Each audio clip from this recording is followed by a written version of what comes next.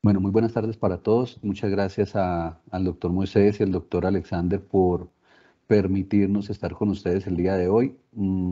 Como lo dijo Alexander, pues la idea es mostrarles algunas estrategias que yo creo que las hemos compartido en algún momento de lo que estamos haciendo y lo que hemos visto para lograr tener unos mejores desempeños productivos y cómo es el impacto o por qué debemos llegar a buscar una opción como la que estamos proponiendo en este momento.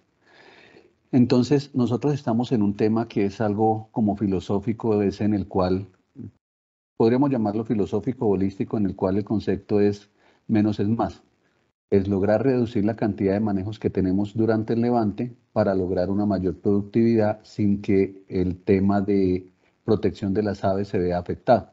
Eso es básicamente lo que nosotros estamos trabajando y logrando pues mejores desempeños productivos. Una de las primeras preguntas cuando empezamos a trabajar este tema es si por qué nosotros debemos meternos o por qué debemos llegar a tener un proyecto de estos, un programa de estos. Si llevo tantos años, la primera respuesta que uno encuentra cuando uno hace o propone ciertos cambios es, pero yo he sido exitoso, he tenido unos buenos desempeños, mire mis números, mire lo que me está pasando a mí, entonces, ¿para qué voy a cambiar? Pues esa es como la primera reacción o una de las reacciones más frecuentes que tenemos que ver o que nos vemos abocados cuando estamos proponiendo algún cambio. Y esto, pues es básicamente parte de esta situación. En la medida en que el desempeño o la mejora genética de las líneas ha venido mejorando, pues nosotros tenemos que ser mucho más efectivos en lograr conseguir esos números que nos están pidiendo las casas genéticas y los manuales en cada año tras año. Nosotros no podemos olvidar que hacia el año 1960 estábamos hablando de 250 huevos por ave ciclo y en el año 2020 ya hemos duplicado ese número en mayor número de semanas y una mejor persistencia de los lotes. Entonces, si nosotros tenemos esta mejora genética que nos la están brindando las casas como Loman, Loman a través de Pronavícola o H&N, pues ¿por qué no somos capaces o por qué no nos ajustamos a esos cambios?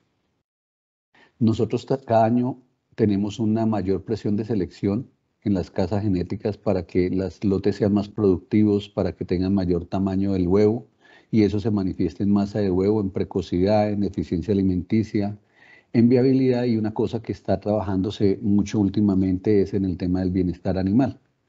Y por eso hemos trabajado esta estrategia. Y esta estrategia, ¿qué es lo que está buscando? Es simplificar los programas vacunales. O sea, creemos que los programas vacunales y tratamientos de pico son de las cosas o de los manejos que más afectan un ave, una ponedora.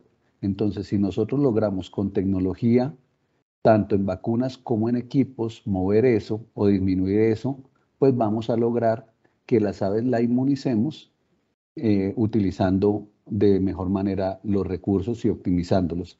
¿Por qué resalto acá y por qué está en rojo inmunizar? Porque debemos cambiar un poquito el concepto, no es vacunar, porque vacunar lo hace cualquiera. Es que la vacuna o el biológico que nosotros estamos aplicándole a un ave la inmunice correctamente, o sea, que esa vacuna que nosotros estamos aplicándole, administrándole, genere una respuesta en el ave y esa respuesta sea medible si es una enfermedad que logramos tener alguna medición por un ELISA o un HI y adicional, pues que nos genere una protección. Entonces, en eso es en lo que estamos. ¿Qué es lo que estamos viéndonos enfrentados ahorita y por qué deberíamos o por qué hemos sugerido hacer este tipo de cambios? Del menos es más. Uno es por derecho de los animales, todo lo que tiene que ver por la percepción de los consumidores, porque cada día los recursos son más escasos, necesitamos una mayor eficiencia, por el efecto negativo de los manejos en consumos y en peso de las aves, y pues obviamente eso hay una relación directa entre consumo, peso y productividad, y obviamente pues porque debemos o tenemos nuevas tecnologías disponibles para poder llegar a ser exitosos. Si una de estas cuatro son las necesidades en las que ustedes están o una de estas cuatro son las situaciones en las cuales quieren mejorar, un programa como estos les puede ayudar o puede ser una herramienta útil para ayudarlos y para poder mejorar el tema de productividad. Cuando hablamos de bienestar animal, pues obviamente nosotros debemos basarnos en lo que está o en las referencias que tenemos de las 5 libertades que deben tener los animales para considerar que no estamos. Entonces, en las 5 libertades estamos hablando que tenemos que tener las aves libres de sed, hambre y malnutrición, de expresar un comportamiento específico de su especie, y si nosotros logramos disminuir los manejos, obviamente vamos a impactar estas 3 de las 5 libertades que están acá resaltadas o están escritas en rojo, como son disminuir las incomodidades físicas, o sea, aquí indirectamente cuando nosotros estamos haciendo cualquier manejo, atrapando el ave, haciéndole una aplicación de una vacuna o haciéndole el corte del pico en campo, pues vamos a causar una incomodidad en ellas. Obviamente yo estoy agrediendo, estoy aplicando una vacuna que el solo pinchazo me va a generar dolor, más la reacción postvacunal que me puede generar esa aplicación o el corte de un pico. Y obviamente pues el tema del miedo y el estrés que se genera ahí. Entonces, esto es una de las cosas que estamos apuntando porque día tras día la presión que viene de los consumidores hacia el bienestar animal va a ser pues mayor. Y ya pues se tienen noticias que a partir de la próxima legislatura ya vamos a tener personas en el Congreso planteando o incluyendo diferentes decretos o buscando que tengamos. Entonces, bueno, el otro tema son los hechos de la vida en los cuales nosotros nos estamos enfrentando. Y las proyecciones que tiene el DANE y pues tiene el Banco de la República es que nosotros vamos a tener, la población rural está envejeciendo. Entonces, hay estudios que dicen que para el 2050 solo 1 de cada 5 habitantes en las zonas rurales de Colombia va a ser joven, es decir, que vamos a tener una población de mayor edad y que en 10 o en 15 años pues no vamos a tener quien esté en el campo trabajando porque los jóvenes están migrando a las ciudades para buscar unas mejores oportunidades. Entonces no vamos a tener ese relevo generacional. Y pues estos son parte de las estadísticas que arroja parte de las estadísticas que está arrojando el DANE. Acá tenemos las columnas en diferentes colores, es la población rural para el año 2020 está en azul, lo que se proyecta en el 2050 está en amarillo y lo que se proyecta para el 2070 está en rojo. Ustedes pueden ver, en la medida que pasan las décadas hacia el 2050 y 2070, las poblaciones de 41 a 60 y de 61 a 80 y hasta las de 81 a 100 años van a ser mayores. Es decir, corroboramos lo que estamos viendo día tras día, que la gente está migrando del campo a las ciudades y se están quedando solo las personas de mayor edad, las personas de una generación anterior. Y otro hecho de la vida es que nosotros estamos ante un cambio, un relevo generacional. Con esto no quiero decir que los millennials o los centennials muchas veces los calificamos, que les damos algunos calificativos, que no son buenos trabajadores, que bueno, se tienen muchas etiquetas contra ellos. Yo creo que lo que nosotros debemos afrontar es que hay un cambio y hay un relevo. Vamos a tener millennials, estamos teniendo centennials ya, ellos están con otras expectativas a nivel de sus objetivos en el corto y en el mediano plazo, y lo que tenemos que hacer nosotros como compañías es cambiarlos, porque si no las compañías se van a extinguir. Compañías como las de nosotros, que dependemos o tenemos una alta mano de obra involucrada, pues tenemos que ser recursivos y que buscarle las herramientas para que estas personas quieran estar trabajando con nosotros y obviamente pues puedan acompañarnos un tiempo más largo de lo que está sucediendo actualmente. Y esto es lo que nosotros vemos todos los días en los anuncios. Todos los días salen anuncios que se necesitan operarios de granja, gente técnica para las granjas. Todos los días estamos viendo esto. ¿Esto qué quiere decir? Que cada día el recurso humano es más limitado. Y entonces yo recuerdo que cuando empecé en avicultura hace unos 20 años, la gente de Brasil venía a darnos charlas y ya nos estaban diciendo, tienen que automatizar los galpones, tienen que poner comederos automáticos, en las reproductoras tienen que pensar en instalar nidales automáticos. Y nosotros contestábamos, no, es que la mano de obra en Colombia es muy barata y para qué vamos a hacer esas inversiones si eso no va a ser rentable. Pero ya estamos viendo que por más eh, bonificaciones o por más dinero que se le ofrezca a una persona, ellos no les gusta este tipo de trabajos. Entonces, ¿qué hay que hacer? Buscar las herramientas para lograr suplir esa poca disponibilidad de mano de obra y poder cumplir con lo que nosotros debemos hacer. Ahora, ¿qué está pasando con la tendencia actual? Hablando un poquito de vacunas. ¿Qué vemos nosotros en campo cuando hacemos las vacunaciones? Vemos los siguientes son los problemas que están asociados al campo. Tenemos que hacer múltiples aplicaciones para lograr protección. Nos vemos involucrados o estamos teniendo reacciones postvacunales. Muchas veces los anticuerpos maternos bloquean las vacunas que nosotros estamos aplicando en la edad temprana de las aves. Tenemos reacciones en cadena. Hay persistencias de virus vacunales de ciertas entidades, por ejemplo, el virus de laringotraqueitis vivo, cuando lo aplicamos en granjas, es un virus que persiste y nos puede llegar a ocasionar algún inconveniente por su característica. Tenemos pobres prácticas de manejo, aunque yo creo que no hay seminario, no hay charla que no involucre algún tema de bioseguridad, algún tema de manejo.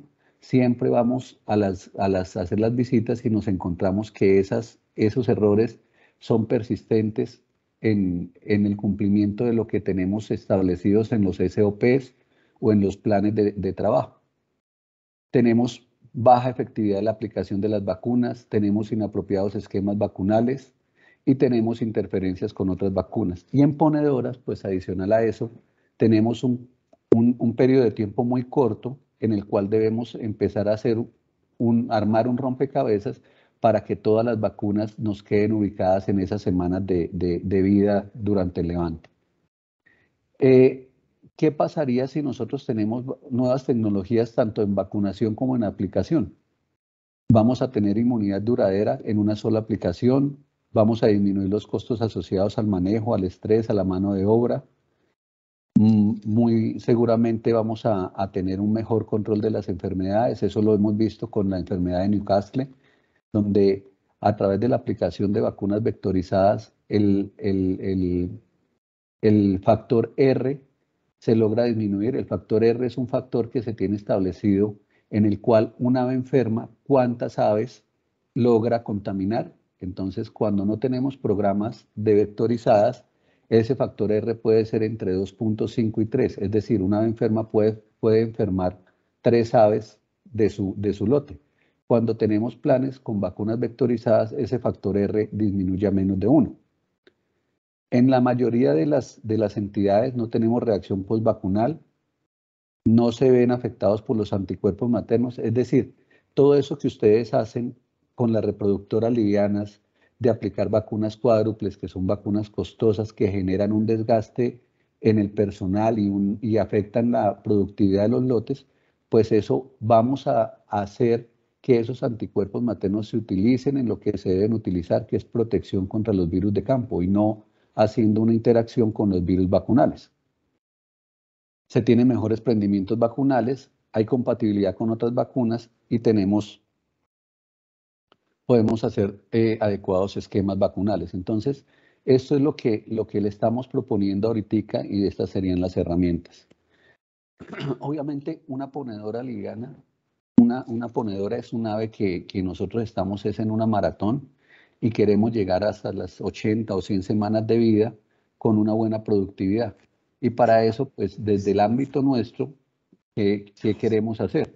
Empezar a utilizar todas las herramientas que podemos tener en planta de incubación y en el levante durante las primeras semanas tratar de no coger las pollitas, no tocar las pollitas, para en un corto plazo, hacia la mitad del levante, entre las 5 semanas y las 14 semanas, poder hacer todos los manejos vacunales que nosotros requerimos. Entonces, eso es pues una de lo primero que quisiéramos lograr o que estamos buscando y en algunas empresas lo hemos consolidado.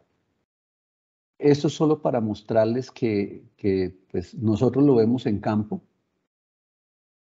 pero hay muchos reportes de pruebas que se han hecho. En aves aplican diferentes vacunas y eso que afecta en el consumo del alimento, o se hacen pruebas aplicando algunas endotoxinas o algunos componentes de las vacunas oleosas para ver qué es lo que sucede en las aves. Y pues esto es lo que nosotros ya sabemos y vemos en campo, únicamente que acá está pues reportado y se elaboró se hicieron pruebas en condiciones controladas para de verdad ver el efecto que está teniendo una aplicación, una vacuna en el ave. Y acá también tenemos pues lo que sucede cuando por ejemplo, se dan dietas, unas dietas proteicas a las aves, en aves que no tienen ningún tipo se mantienen en el laboratorio, que no tienen ningún tipo de contaminante, y se puede ver que esas aves, las que aparecen como GF, siempre tienen un mejor comportamiento que las aves que están retadas. Entonces, esto era básicamente para mostrar eso que está sucediendo. Y obviamente, pues ustedes son expertos en el tema, ustedes saben que el ave tiene un crecimiento alométrico. El ave no crece, o los tejidos del ave no crecen en la misma proporción, en el mismo porcentaje durante las semanas de vida del animal. Cuando las aves son más jóvenes, hay un crecimiento mayor de órganos, después pasamos a esqueleto, músculo, y finalmente al finalizar el levante hacemos una acumulación de hueso medular y se desarrolla el aparato reproductor. Pero esta parte fisiológica pues nos debe indicar que si yo estoy acá en las primeras 4 o 5 semanas de vida, pues yo necesito es permitirle al ave que sus órganos crezcan. Entonces, si yo obligo a través de una vacuna que el sistema de acumulación o de crecimiento de esos órganos, o la energía y la proteína que se tenía que ir al crecimiento de órganos, se vaya a controlar una reacción postvacunal o a una generación de anticuerpos, pues obviamente fisiológicamente yo voy a hacer una afectación de ese animal y no voy a lograr que él exprese todo ese potencial porque el crecimiento no se logró. Igual sucede con el esqueleto. Entonces, tengo que ver en qué momento me está formando esqueleto para tratar de minimizar manejos en ese lapso de tiempo. ¿Qué es lo que sucede? Nosotros en el embrión, pues acá está la pollita, cuando estamos en el embrión, él tiene unas fuentes de proteína y energía y grasa de alta digestibilidad y alta biodisponibilidad. Es decir, el embrión cuando está en su proceso de incubación tiene las condiciones ideales, temperatura, humedad, más unos nutrientes que son biodisponibles. Cuando nosotros pasamos el pollito nace, la pollita nace, ¿qué es lo que tiene que empezar a desarrollar? El sistema inmune. Tenemos que desarrollar hígado y páncreas. ¿Por qué? Porque vamos a pasar de una dieta que estaba en la yema de ese huevo, que era biodisponible, que tenía alta biodisponibilidad, a pasar a una alimentación a partir de granos, en los cuales el ave va a necesitar lipasas, va a necesitar enzimas pancreáticas, va a necesitar bilis para poder desdoblar todo eso. Eso pues se tiene probado que en condiciones normales, esto se logra al día 21. Entonces, si yo obligo haciendo manejos a que esto no suceda, pues obviamente pues el animal no va a desarrollar su sistema inmune, el hígado y el páncreas va a ser de menor tamaño, y todas estas enzimas que se necesitan para desdoblar el alimento pues van a tener una menor concentración. Por ende, las ganancias de peso pues van a ser menores. Entonces, esto es una relación directa entre lo que yo quiero hacer en el ave y lo que estoy buscando, lo que quiero o mi objetivo en el corto plazo. Esta slide me parece importantísimo para mostrarles de manera gráfica lo que sucede cuando yo activo el sistema inmune. Entonces, acá tengo esta flecha lo que indica es de la dieta o de lo que consume el animal, cuando yo tengo las activaciones de los sistemas, de los diferentes sistemas, para dónde se me va la energía. Y pues la proteína, bueno, todos los nutrientes. Lo que más consume en un animal, el sistema que más consume, que más gasto tiene, es el sistema nervioso central, porque es el que dirige toda la orquesta. Después tenemos los huesos, el músculo y el tejido adiposo. Si ustedes se dan cuenta, activar el sistema inmune puede considerarse como el segundo órgano que mayor consumo de nutrientes tiene. Es decir, un ave que se me enferma o un ave que tiene una reacción postvacunal por una vacuna que obviamente una vacuna que apliqué. Entonces, activar el sistema inmune es muy costoso. Es costoso hablando desde el punto de vista energético o desde la partición de nutrientes. Pero una cosa que también sucede cuando yo activo el sistema inmune es que el sistema inmune no puede permanecer activo por toda la vida del animal. El sistema inmune se tiene que desactivar en algún momento. Y esa desactivación del sistema inmune también consume energía. Entonces, cuando yo tengo una entidad, un brote, por llamarlo de alguna manera, una enfermedad como coriza, cuando se me activa el sistema inmune ante esa agresión, pues yo voy a gastar energía y voy a gastar proteína, pero cuando el animal controla eso y el mismo animal dice, bueno, ya controlé la enfermedad, ahora voy a desactivar mi sistema inmune, también para desactivarlo tiene consumos de energía. Por eso es que es tan costoso, hablando desde el punto de vista de nutrientes, que un lote se me enferme o que un lote tenga una reacción postvacunal. ¿Qué sucede cuando nosotros tenemos una infección de campo o una aplicación de una vacuna, Newcastle más bronquitis o cualquier tipo de vacunas que me producen un proceso febril? O sea, cuando a mí se me produce fiebre, esto es lo que va a suceder en el animal.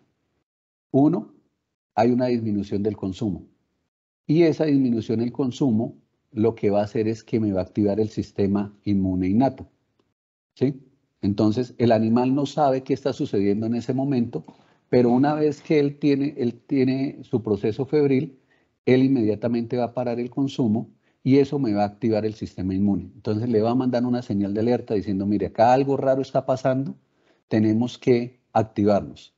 Como les decía, recordándoles el slide anterior, tenemos ya un gasto energético por esa activación del sistema inmune. Y obviamente, si yo tengo una disminución en consumo, pues obviamente las reservas que tiene el animal, la pollita, pues se van a empezar a consumir. Es decir, vamos a entrar en un proceso catabólico. No estamos consumiéndonos las reservas y esas reservas se van a consumir. Los músculos van a generar aminoácidos, o sea, van a liberar proteína y ese músculo en últimas va a liberar aminoácidos al sistema circulatorio que va a estar disponible para el hígado y el tejido adiposo se va a desdoblar en energía. Entonces, esto es lo que empieza a suceder ahí. Vamos a consumirnos el músculo y el tejido adiposo. Es decir, fiebre, empezamos a consumirnos las reservas. Y obviamente, cuando yo empiezo a tener este sistema, el sistema inmune activado, empiezan las proteínas de fase aguda que son producidas por el hígado a generarse. ¿Por qué se necesitan estas proteínas de fase aguda? Porque las proteínas de fase aguda lo que van a mandar es señales al sistema inmune, a las citoquinas, para que ellas empiecen a activar todo el tema de linfocitos. Entonces, esto es los aminoácidos que estábamos liberando acá se van a volver proteínas de fase aguda. Que esas proteínas lo que van a hacer es enviar señales, pero ellas no se van a utilizar para crecimiento o para almacenamiento. Es un consumo que estamos teniendo ahí. Obviamente, estas proteínas de fase aguda también, ¿qué hacen?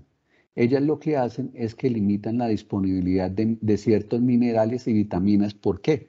Porque el animal lo que envía unas señales dice, mire, yo estoy siendo agredido, entonces voy a limitar la cantidad de minerales y vitaminas que están en mi organismo para limitar que la bacteria o que el virus que me está atacando tenga posibilidad de crecer. Entonces, pero esto no solo limita el crecimiento de patógenos, esto también produce una baja ganancia de peso y disminución en la producción de huevos. O sea, si yo estoy en pollo de carne, si yo estoy en pollo, pues lo que va a suceder es que el pollo no me va a ganar peso y si estoy en ponedora es que ella va a salir de producción. Entonces, esto es todo lo que sucede cuando yo tengo un proceso febril, hablando a grandes rasgos, y es lo que nos está sucediendo cuando nosotros tenemos un problema con esos manejos excesivos. Ahora, ya sabemos qué es lo que puede pasar, entonces, ¿qué herramientas podemos tener? Y herramientas, pues hay algunas que podemos empezar a utilizar y las podemos dividir. Las herramientas que podemos usar en planta de incubación y las herramientas que podemos utilizar en la granja de levante de las ponedoras. ¿Qué debemos empezar a utilizar? Toda la tecnología que está disponible. O sea, si nosotros sabemos que año tras año la genética viene mejorando, sabemos que hay vacunas que tienen una mayor tecnología en este momento, ¿por qué limitarnos a usar tecnologías de hace 40 o 50 años de vacunas vivas atenuadas o solo vacunas inactivadas? Entonces, hay un paradigma, o sea, tenemos las herramientas, vemos que estamos en un tema de avances genéticos consistentes, pues debemos brindarle las herramientas. Sucede lo mismo que con las plantas de incubación.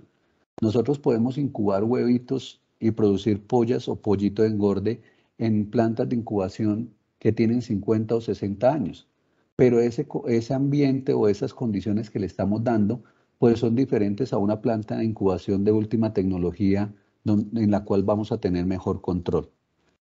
Equipos para aplicación de las vacunas, lo que tenemos que, pues el tema de tratamiento de pico y obviamente los procesos de auditoría, todos los procesos de auditoría al proceso de vacunación.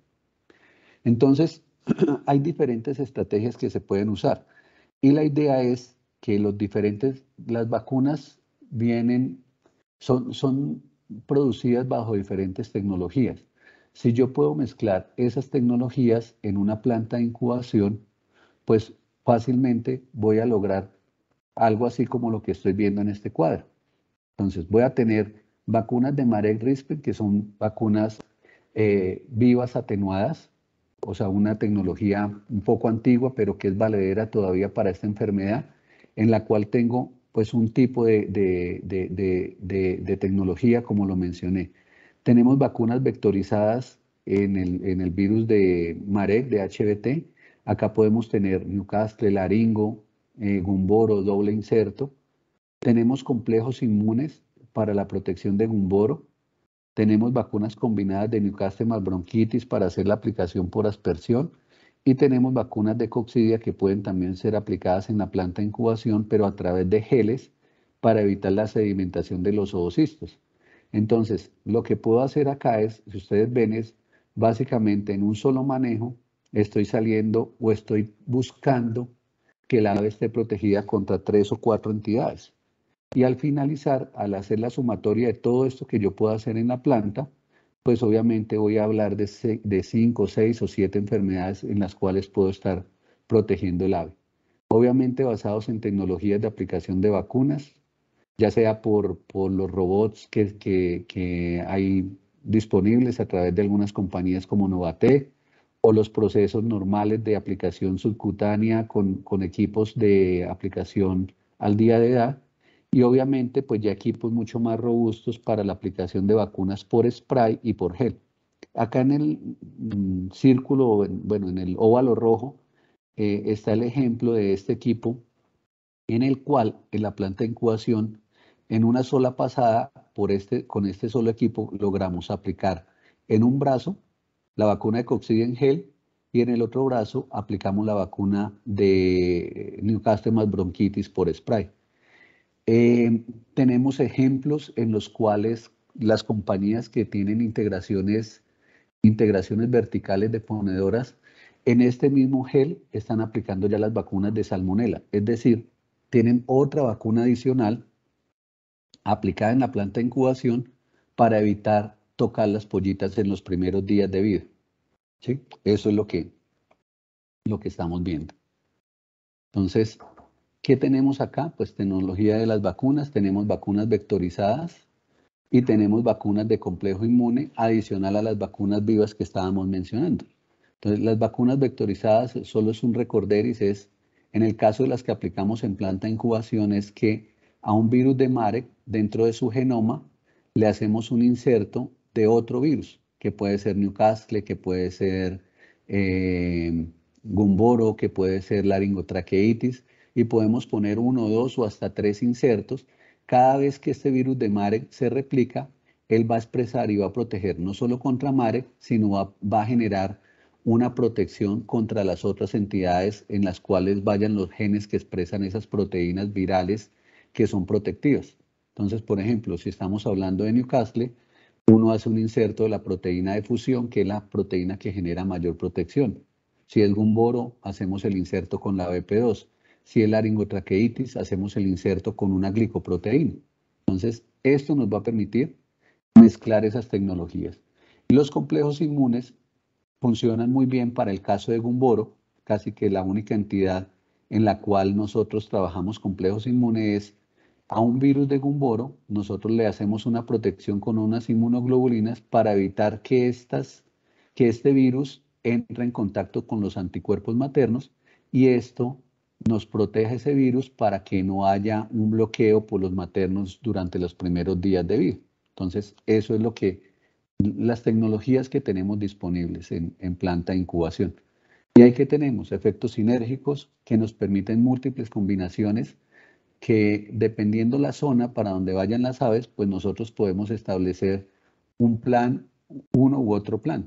Es más, hay compañías que tienen crías y levantes en diferentes zonas bajo diferentes presiones y de acuerdo a eso escogen con qué herramienta quieren trabajar al día de edad. Entonces una vectorizada de Newcastle, si yo voy para una zona con alto reto de Newcastle, o una vectorizada de laringo, si yo voy para una zona donde tengo una alta presión de laringotraqueitis aviar.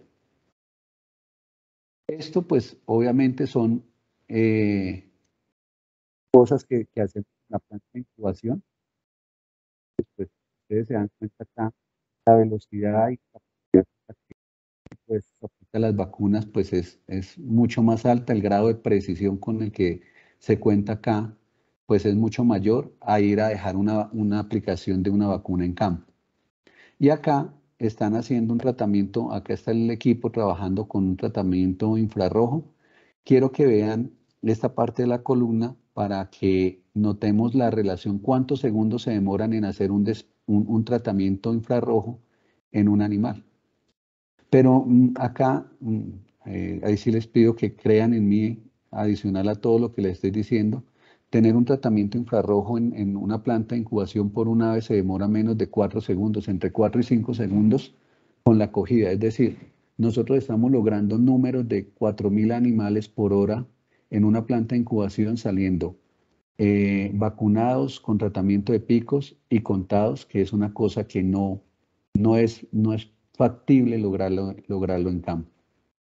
Y obviamente, cuando nosotros empezamos a proponer estos planes, las personas en campo, los técnicos de campo son bastante escépticos y ellos nos dicen que no confían en lo que hace la planta de incubación, que ellos no están seguros si se les aplique una vacuna o no, pero lo que nosotros tenemos es que los grados o el porcentaje de certeza de aplicación de una planta de incubación siempre está cercano al 100%. O sea, no hay una forma, o por lo menos los números que nosotros tenemos, es muy pocas las veces en los cuales un programa de vacunación en campo es similar a un programa, a una aplicación de unas vacunas en planta de incubación.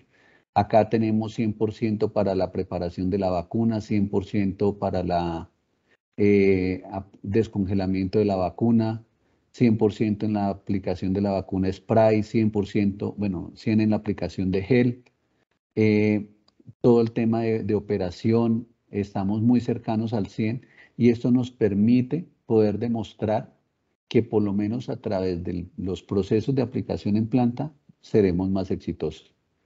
En una planta de incubación, auditar un proceso de vacunación es mucho más fácil. Si yo quiero auditar un proceso de vacunación por spray, obviamente uso este tipo de bandejas que me permiten ver y hacer mediciones del tamaño de la gota, si estoy haciendo spray, ver cómo está haciendo la distribución de la vacuna, estas lineecitas en el caso de aplicar vacunas de coccidia en gel, dónde está quedando aplicada la vacuna cuando tengo la vía subcutánea y cómo está el grado de aplicación de la vacuna, o sea, qué cantidad o qué volumen estoy aplicando por ave. En campo se puede hacer, pero es muy difícil lograr, por ejemplo, evaluar un proceso de una aplicación por una vacuna en spray. Esto acá en la planta de incubación fácilmente evaluamos cómo quedaron estos 100 animales vacunados.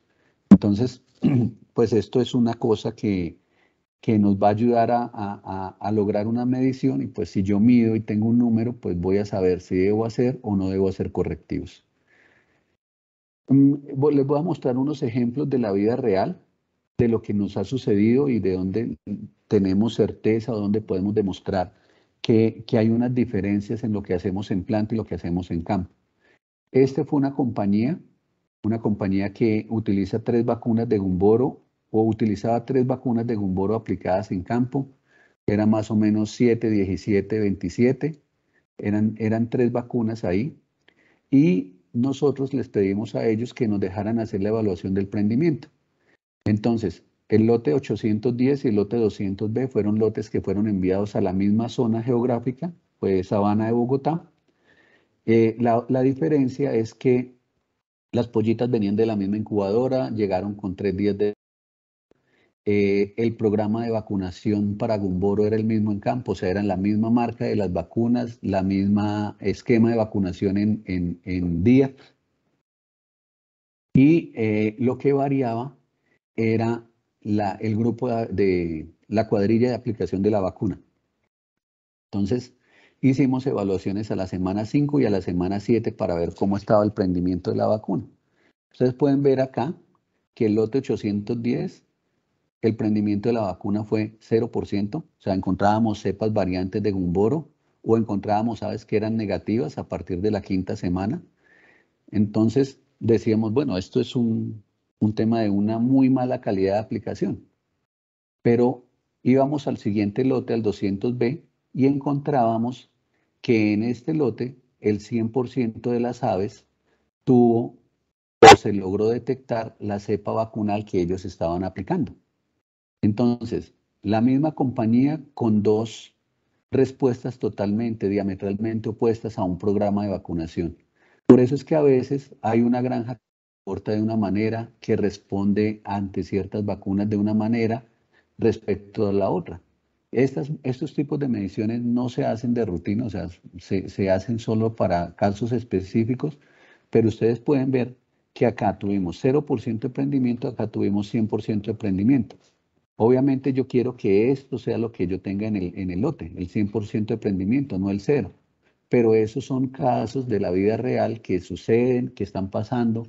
¿Por qué? Porque estamos trabajando con personas, porque obviamente si hay algún malestar en el grupo de vacunación entre ellos mismos, pues el proceso no va a ser el más adecuado.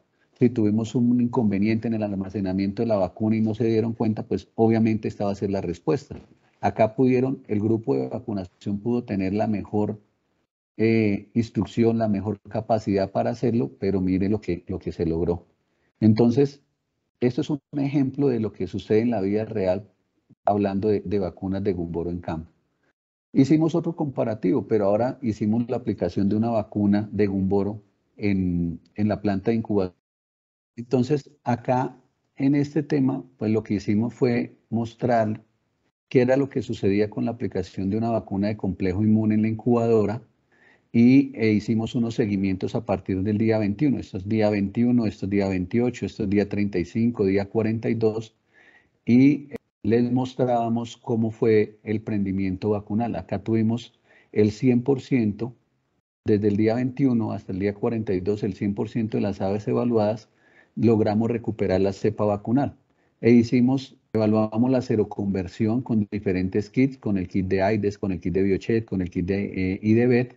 Hicimos la evaluación de la respuesta serológica y pues ustedes se dan cuenta que a partir del día 21 ya empezamos a ver una seroconversión, que esta seroconversión amarrada a esta detección por PCR de la cepa vacunal, nosotros podemos decir, mire, su programa vacunal está generando esta respuesta porque se puede medir con anticuerpos y se puede medir con anticuerpos con una prueba de ELISA y el PCR está saliendo positivo a la cepa vacunal. Entonces, un claro ejemplo de lo que nos sucede en campo, que muchas veces, pues los lotes no les da Gumboro todo el tiempo, pero sí hay una mala respuesta a otras entidades y obviamente cuando empezamos a buscar qué es lo que está sucediendo, nos llegamos a llegamos a este tipo de conclusiones. Otra pregunta que nos hacen es, bueno, ustedes aplican una vacuna vectorizada, como lo vimos, pueden aplicar una vacuna vectorizada de Newcastle, de Marek Newcastle en la planta de incubación, ¿qué tan protectiva es? Nosotros hemos llegado en las evaluaciones que tenemos, este estudio se terminó a la semana 72 de vida y encontramos que hasta la semana 72, cuando hacíamos los desafíos en lotes vacunados con la vacuna vectorizada, mire, teníamos el 100% de supervivencia.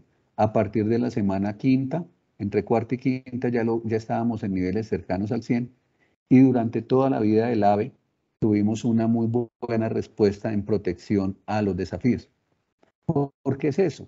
Pues obviamente pues es el desarrollo de la vacuna. Las vacunas vectorizadas tienen mucha ciencia, tienen un laboratorio muy grande detrás de ellos. Cualquiera de las empresas que producen vacunas vectorizadas han tenido una gran inversión en su desarrollo.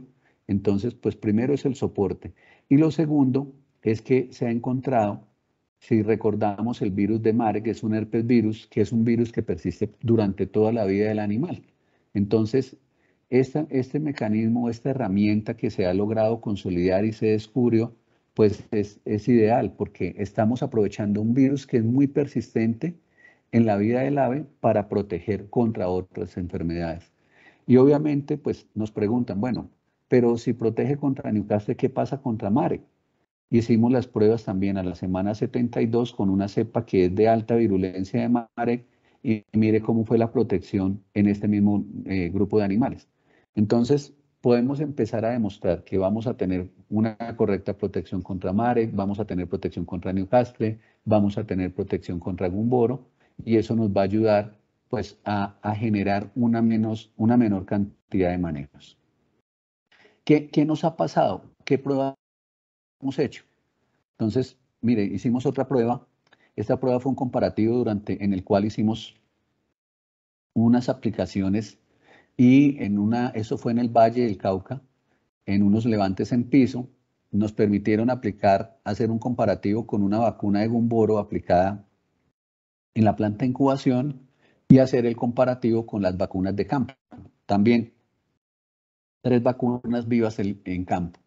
Y lo que encontrábamos al hacer el modelo estadístico era que había una alta significancia estadística, el P entre más bajito sea, es que mayor significancia tiene, y ese efecto era atribuible al tratamiento, es decir, al programa vacunal, porque los otros temas como manejos, comida, línea genética, todo eran iguales.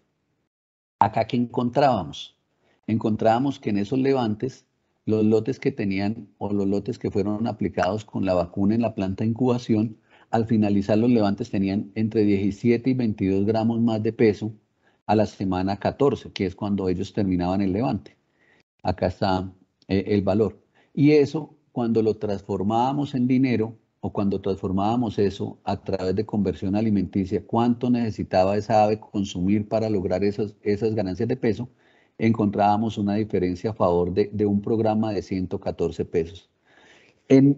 Yo creo que en avicultura, encontrar en este momento, después de que tenemos tantos manejos y tanta tecnificación, encontrar que yo voy y hago un cambio de un manejo vacunal y encuentro una respuesta pues espectacular o una cosa que me deje con la boca abierta, no sucede. Estos detalles de 54 gramos de alimento, cuando yo los multiplico por una compañía de 1 millón de ponedoras, 1,5 millones, o simplemente un avicultor que tenga 20.000 o 30.000 ponedoras, pues obviamente va a tener un impacto económico fuerte. Cuando hicimos el análisis económico de ese lote, encontrábamos que solo por la vacuna de Gumboro, ellos les estaban costando las 3 dosis 35 pesos. Es un precio bastante bajo para 3 dosis de Gumboro, pero tenían una muy buena negociación. La aplicación de las vacunas sí, o sea, ustedes me van a decir, es que en el manejo del día 11 yo cojo las pollitas para aplicar Newcastle y aprovecho, obviamente, pero usted va a tener que tener más alcanzadores y va a tener una persona que esté aplicando la gota de Gumboro. O sea que sí hay un manejo extra. Nosotros calculábamos que esos 3 manejos, cada manejo le estaba costando por ave 6 pesos a la compañía, y como veíamos 114 en el diferencial de alimento. Es decir, ahí estábamos hablando de 167 pesos de un programa en el cual, entonces acá tenemos 167 pesos de diferencia contra 98 pesos de un plan en incubadora. Esto pues estamos hablando 69 pesos a favor de un plan que económicamente ya lo pagamos. O sea, hacer el cambio ya se paga ese programa. Y adicional, como lo vimos en la parte anterior, tenemos la certeza que las aves están vacunadas, están inmunizadas, no vacunadas. Porque esos programas en los cuales aplicamos 3 vacunas y no hubo prendimiento, es un plan vacunal. En el otro programa donde aplicamos una vacuna en la planta de incubación y tuvimos prendimiento y serología positiva, logramos inmunizar los animales. Entonces, ven acá esa diferencia que estamos teniendo en solo cambiar un programa. En otro ensayo que hicimos, aquí lo que detectamos, acá teníamos lotes, estas genéticas de ustedes, acá lo que encontrábamos era en lotes de 37.500 animales que recibíamos en 2 galpones consecutivos, pues una granja que tenía 2 galpones, unas jaulas a lazo, encontrábamos la siguiente diferencia económica. En el lote que aplicábamos las vacunas, miren la mortalidad en segunda y tercera semana cómo se subía. Teníamos acá un mayor porcentaje de mortalidad respecto a la vacuna o al lote que se vacunó en la planta de incubación. Esos lotes de 37.500 gallinas, esta diferencia de mortalidad en la semana segunda y tercera, que era donde aplicaban las vacunas en campo, representó que finalizaran 621 pollitas más el levante. Eso en pesos, a un costo de un levante de 16.000 pesos, para ponerlo un valor estándar o un valor pues muy aproximado a la realidad, representó casi 10 millones de pesos. Y esas gallinas, si nosotros las llevamos, o pues como las llevamos al final de ciclo, esto es un lote del 2020, las llevamos al final de ciclo, este lote produjo 500, o sea, de esas 621 gallinas, 583 finalizaron ciclo hasta la semana 80, con una producción de 333 huevos por ave. Eso representó 194.000 huevos adicionales en ese lote, que para las ganancias que, si hacemos la cuenta, lo que están generando de diferencia hoy en ganancia en producción de huevo, va a representar casi 8 millones de pesos. Entonces, un menor costo de levante, una recuperación de estas aves más una mayor producción, ese lote de 37.500 animales, al tener esa menor tasa de mortalidad, al final lo que representó fue una diferencia para la compañía en cerca de 18 millones de pesos. Entonces, si vamos a hacer esa multiplicación lote tras lote, pues vamos a encontrar unos valores bastante interesantes. Y esto es uno de los últimos, este cuadro me lo compartieron ayer, es también unas pollitas de su genética, y miren el problema que están teniendo ellos. Y ahí yo digo, ojalá que todos los problemas fueran así. Este es el peso de la tabla, la línea azul, y mire el peso real que están teniendo ellos con unos consumos que están muy ajustados o muy parecidos a los de la tabla. Entonces, ya el problema ya es que están pensando es cómo modificar la dieta para hacer una dieta más barata, para que logren los mismos consumos, pero los pesos sean menores, o estamos evaluando si esta tendencia en peso va después a tener un efecto en productividad, que nosotros creemos que sí, porque sabemos que estas tablas también son bastante trilladas. Sabemos que los pesos en quinta semana, los pesos en décima, los pesos en 16 y la uniformidad tienen un impacto positivo en producción. Entonces, como les decía, acá ya estamos teniendo el otro problema. Acá estamos haciendo una combinación de programas de vacunación en planta, en incubadora, más algunos trabajos, más tratamiento de pico, más unos manejos con vacunas polivalentes en la granja de levante. Entonces, esto no es una foto de Dinamarca, esto es una foto del valle, son condiciones que nosotros estamos viviendo día a día, son situaciones que son logrables en la medida en que le pongamos cuidado a los detalles, y esta compañía pues no no solo de la parte, no solo de la mano nuestra, sino de la mano de otras empresas proveedoras de biológicos y otros trabajos que vienen realizando, pues mire lo que han logrado. O sea, ya el problema se les fue para el otro lado. Tienen el sobrepeso en esas aves. Ahora, pasando un poquito al tema en campo, pues en campo, ¿qué tenemos?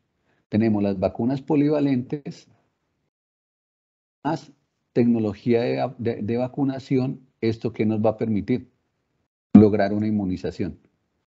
Las vacunas polivalentes, por descripción, es una vacuna que tenga más de 2 antígenos. Newcastle o bronquitis sería polivalente. Una Newcastle más bronquitis oleosa. Una triple es una vacuna polivalente. Pero nosotros, por llamarlo de alguna manera, pensamos o tratamos de categorizar vacunas polivalentes aquellas que tengan más de 4 o 5 antígenos. Y hay vacunas en el mercado, incluyendo una nuestra que tiene 7 fracciones, hay otras que tienen 6. Hay varias que tienen entre 6 y 7. Pueden ser solo virales, pueden ser bacterianas o pueden ser una mezcla de virus y bacterias y me va a beneficiar esto, disminución en los manejos. Y obviamente, dependiendo, si yo utilizo aceite de hidróxido, voy a tener una mejor protección a largo plazo, que sea más duradera, amarrada a lo que estamos pensando en ciclos largos de 100 semanas. ¿Qué desventajas tenemos? Que es un manejo individual y es dosis dependiente. Pollita que no reciba la vacuna, pues no va a estar protegida porque pues no hay una transmisión horizontal de esos virus o de esas fracciones virales o fracciones bacterianas que están en una vacuna. Obviamente tienen un costo y por sí una vacuna inactivada de múltiples antígenos, bueno, una vacuna oleosa o en hidróxido me tiene que causar una reacción postvacunal. ¿Por qué? Porque es que las vacunas se le ponen ayudantes para que me generen una respuesta inmune. Es decir, si una vacuna inactivada no me produce una reacción postvacunal, muy seguramente estoy perdiendo mi dinero porque ese no es el mejor biológico que puedo utilizar. Entonces siempre vamos a tener un costo y obviamente este costo está implícito en lo que yo quiero de respuesta inmune. Las preguntas que nos hacen, bueno, ¿está el ave preparada o está inmune preparado para responder ante este tipo de vacunas de 6, 7, 8 antígenos? Pues la respuesta es sí. Que nosotros ya para los niños tenemos vacunas que tienen 6 antígenos o 7 antígenos. En los perros venimos trabajando con vacunas de por lo menos 4, 5 o 6 antígenos hace mucho tiempo. Entonces, cuando empezamos a hacer eso es, venga, y si funciona en otras especies, ¿por qué en una ave no puede funcionar? La respuesta es no, no hay ninguna razón. O sea, obviamente tenemos que partir de una ave inmunocompetente y una buena nutrición para que esto se me genere la respuesta. Y hay unos estudios que han mostrado, este es un estudio unas personas en Polonia, en los cuales mostraron, pues, cuáles son las cantidades, empezaron a hacer evaluaciones y un galpón, por más limpio que esté, por más nebulizaciones a los ambientes que le hagan, siempre van a tener una carga viral y una carga de hongos y una carga, acá no lograron hacer mediciones virales, pero esto es lo que sucede normalmente en un galpón. El ave siempre está expuesta a múltiples antígenos y siempre está censando múltiples antígenos, dependiendo de responder ante ellos de la manera adecuada. Entonces, el ave sí está capacitada para responder ante una vacuna a una vacuna polivalente. ¿Qué diferencias hay entre los diferentes laboratorios o entre las personas, los laboratorios que producen estas vacunas polivalentes? Ahí sí hay algunas cosas, ahí sí está el know-how de cada compañía. Entonces, lo primero que es un gran diferenciador es la tecnología con la cual se inactivan esos virus y esas bacterias. Nosotros para hacer una vacuna inactivada tenemos que hacer en un cultivo bacteriano o en un cultivo viral, generar una carga viral o una carga bacteriana para después inactivarla y esas fracciones colocarlas mezclarlas con un adyuvante, con un aceite, generar una emulsión y ponerla en una botella.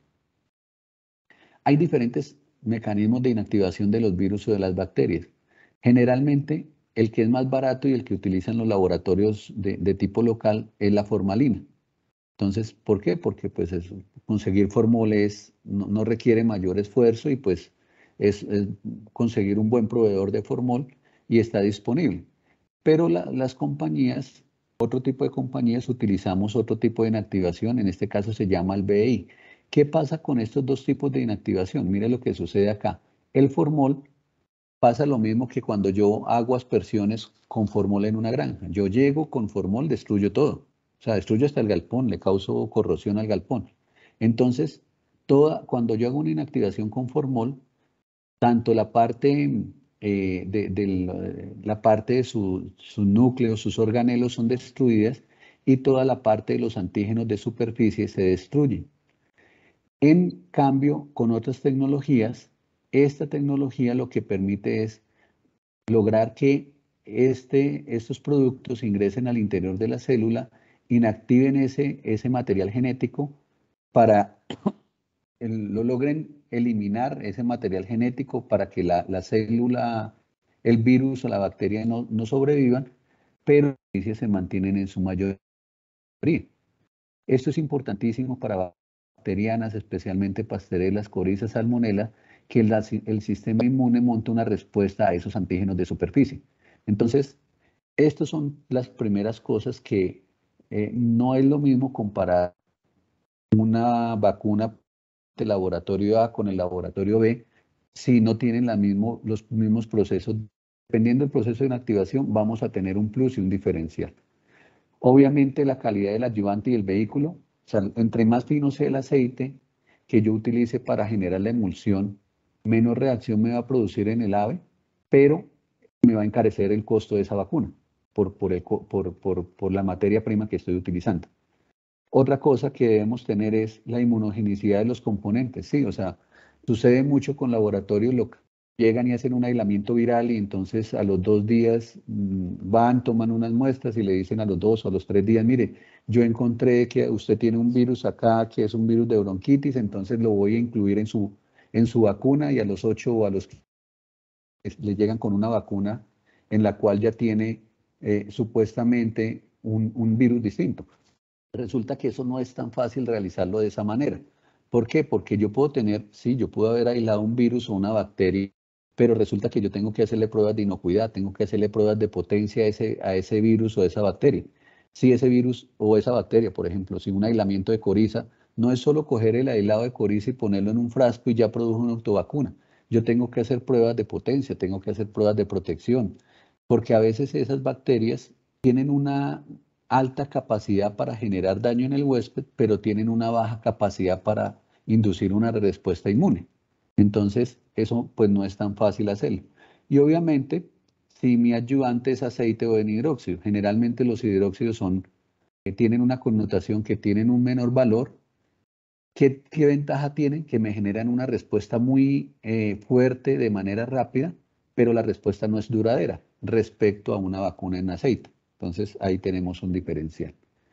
Cuando se hacen estas pruebas, pues lo primero que hay que probar es, venga, ¿qué pasa cuando yo aplico una vacuna y comparo contra un control? Entonces, lo primero que hacemos es peso. Entonces, acá encontramos que el peso de las aves en las cuales se le aplicaron vacunas de múltiples antígenos no se vio afectada respecto al control. Entonces, vemos una muy buena respuesta. ¿Qué otra cosa? Empezamos a hacer mediciones, ver cómo se comportan esas, si la estoy aplicando intramuscular o subcutánea, hacer evaluaciones de cómo se está comportando esa vacuna en la aplicación de qué daño me está generando o qué lesión me está generando esa vacuna en las fibras musculares o en el músculo que estoy aplicando. Entonces, obviamente, yo sí quiero que haya una inflamación, porque si hay inflamación, ¿qué pasa cuando hay inflamación? Entonces, si hay inflamación, el mismo sistema inmune está reconociendo, mire, en esa parte, en esa pechuga, está sucediendo algo raro. Entonces, empieza a montar una respuesta inmune y obviamente cuando llegue, pues todo el sistema inmune allá a trabajar va a encontrar unos antígenos que yo estoy aplicando en una vacuna. Entonces, sí quiero que haya una reacción postvacunal, pero no la quiero que sea exacerbada o que me genere un proceso febril tan fuerte que me deprime la. ¿Qué más hacemos?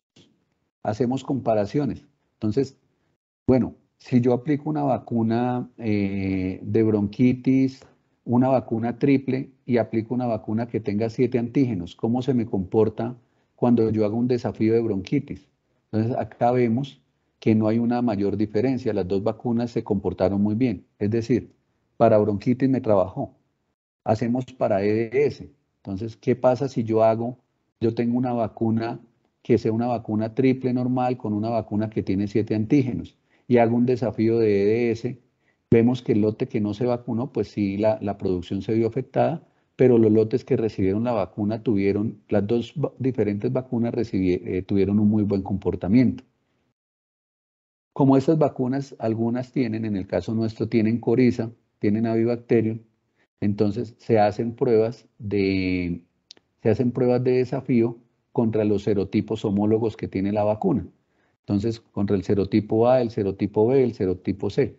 Y encontramos, miren cómo es de buena la respuesta, 40 semanas después de la última aplicación de la última dosis de vacuna, acá vemos el porcentaje de protección de esas vacunas.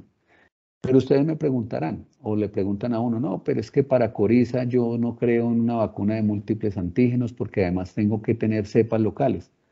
Pues hicimos evaluaciones con cepas ecuatorianas y cepas mexicanas. ¿Por qué se hicieron con cepas ecuatorianas y mexicanas? Porque estas pruebas las hicimos en un laboratorio en México del doctor Soriano y el doctor Morales, y resulta que ellos tienen en su cepario, tenían estas cepas ecuatorianas y mexicanas. Entonces lo que les dijimos, bueno, utilicemos, ya tienen esas cepas, utilicen esas cepas y pongámoslas en el desafío. Y lo que encontrábamos era que la vacuna de múltiples antígenos polivalente protegió no solo contra las cepas de coriza normales, sino contra cepas de coriza de campo que están presentes pues en México, en Ecuador, que no distan de ser las mismas que nosotros tenemos, porque pues no hay una mayor diferencia en lo que hemos visto en los diferentes PCRs que hemos tenido. Y finalmente, en el caso que tenga salmonela, la vacuna nuestra tiene un componente de salmonela enteritis, también hacíamos pruebas de desafiar las aves y ver cómo era el comportamiento respecto a mortalidad. Y obviamente, donde hubo mayor supervivencia fue en el lote que estuvo vacunado. Acá está el número de aves muertas. Entonces acá se murieron menos en el lote vacunado que en el lote que no se vacunó. ¿Eso qué quiere decir? Que hay que romper un poco el mito del tema de las vacunas de múltiples antígenos que no funcionan o que no son tan protectivas como cuando se habla de que es que tengo que abrir las vacunas porque no logro la protección. O sea, hay pruebas que demuestran que sí se logra. Obviamente que hay otras cosas, acá hay tecnologías pues nosotros también tenemos que pensar en dar el siguiente paso, ¿no? Ya empezar a tratar de reemplazar las jeringas manuales tienen eh, las personas que utilizan esas aplicadores son susceptibles a tener accidentes de trabajo por función. En caso de una salmonela, son unas reacciones alérgicas, túnel del carpo por enfermedad profesional. Hemos visto que aplicar las vacunas con este tipo de equipos tenemos una mejor precisión y obviamente en una sola aplicación podemos aplicar diferentes vacunas, pues diferentes vacunas, me refiero a 2 tipos de vacunas por vía intramuscular con diferentes dosis. Entonces puedo aplicar en el lado derecho de la pechuga una vacuna inactivada de 0.5, en el lado izquierdo una vacuna inactivada de hidróxido en 0.25 o 0.3 y tenemos ensayos en los cuales hemos aplicado en un lado derecho de la pechuga una vacuna inactivada y al lado izquierdo la vacuna 9R intramuscular. O sea que son equipos que nos permiten una alta versatilidad, nos ayudan a lograr los objetivos. ¿Por qué? Porque dependemos de la variabilidad que tiene cada persona en aplicarla. O sea, esta vacuna tiene la aplicación de los varos con los que se disparan las agujas, es el mismo de todos los animales. Y cuando ya los grupos de vacunación están acostumbrados a esto, ya estamos logrando números parecidos a los que aplican con las jeringas. O sea, estamos hablando de 1000 aves por hora, que es un número bastante similar a lo que hace una cuadrilla con vacunadores Zócorex o Tamax. ¿Qué hacemos finalmente? Entonces, pues obviamente, ¿cómo está la calidad de la aplicación? Con auditorías en campo. Entonces, estas auditorías también vamos al campo, hacemos las mediciones y son reportes que salen casi que en el mismo momento de la visita para mostrarle a los vacunadores y para mostrarle a las personas al administrador o al veterinario, al técnico de campo, para mostrarle cómo están aplicando su vacuna. Obviamente, si el grupo de nosotros vaya a hacer una medición y empieza a ver que la calidad de la aplicación o la preparación está en el 50% o en el 40%, detienen el proceso de vacunación, toman las medidas correctivas para que eso llegue al 100%, pero hacemos el informe diciendo que se presentó ese inconveniente.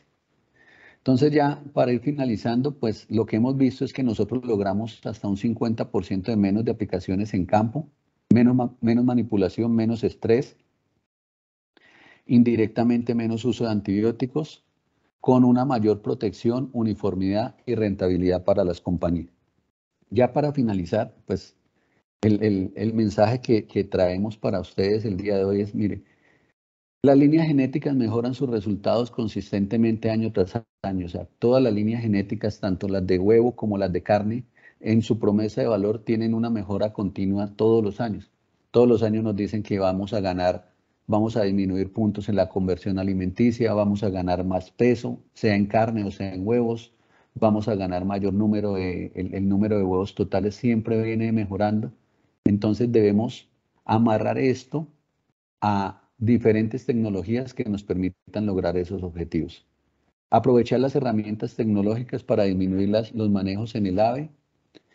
Obviamente, como lo mencionaba, no existe una bala de plata, o sea, eso es un silver bullet en inglés, o sea, una bala de plata que es los que tenemos cierta edad nos acordábamos que cuando salía el llanero solitario, las balas de plata, eso acababan con todo.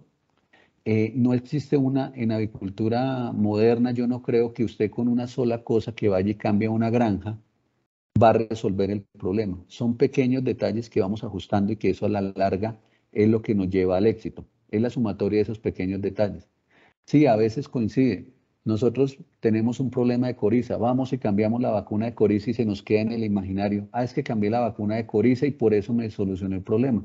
No, resulta que usted a la par de cambiar la vacuna de coriza mejoró los alistamientos, mejoró el vacío sanitario, la gente estuvo mejor preparada, ya usted le pusieron más cuidado a los detalles de vacunación, pero esos pequeñitos detalles como que nos quedan por allá escondidos y nos queda solo el tema o el cambio grande que se hizo.